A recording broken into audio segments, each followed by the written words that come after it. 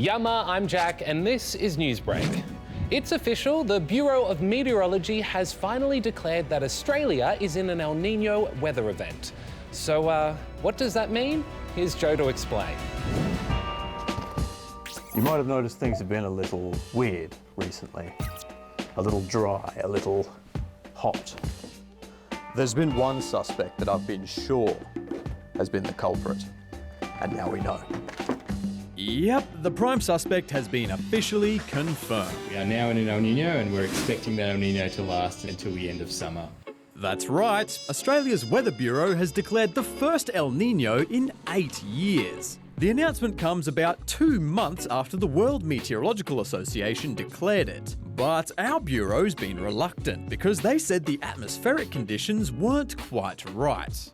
See, El Nino happens when ocean temperatures near South America are unusually warm, and waters in our part of the world are colder than usual, which means more clouds and rain over there and hotter and drier conditions for us, increasing the risk of things like droughts and bushfires, which are already kicking off. We are already seeing extreme conditions in some parts of the continent. On the east coast, there's catastrophic fire alerts, and a fire in Coles Bay, Tasmania forced an emergency evacuation last night. Experts say that this is just the beginning, and we need to be prepared for a hot, dry summer and everything that comes with it.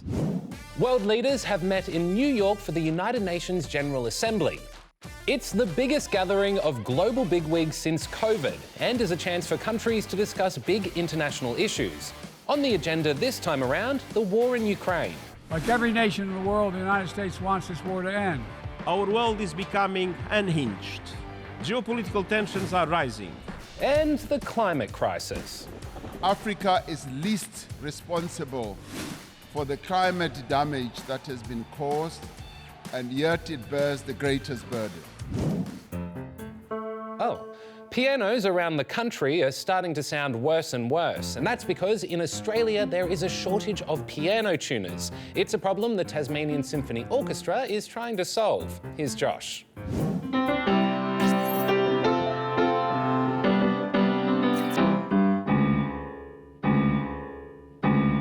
What do you do when your piano gets a little out of whack? Call the piano tuner!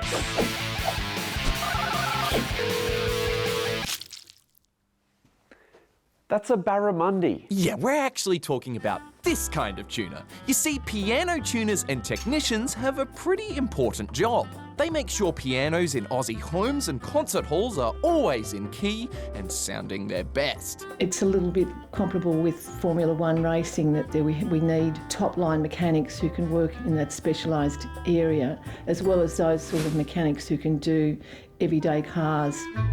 But over the last 20 years, these musical wizards have become harder and harder to find. Today, Australia only has one school left to teach the craft. And with the country now running around 250 tuners short, it's got musicians everywhere worried about the future of the keys. And that's where the Tasmanian Symphony Orchestra comes in. They've just set up a scholarship to train 2 new tuners over in Sydney for 10 months, before coming back to Tassie to get a masterclass from one of their last remaining maestro technicians. So musicians across the country will have to stay tuned. Are you gonna do anything?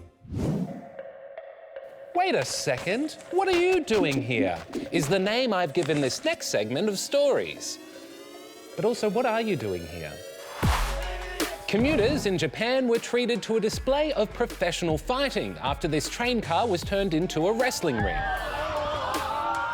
The pro wrestlers wrestled as the bullet train travelled from Tokyo to Nagoya at about 185 kilometres per hour.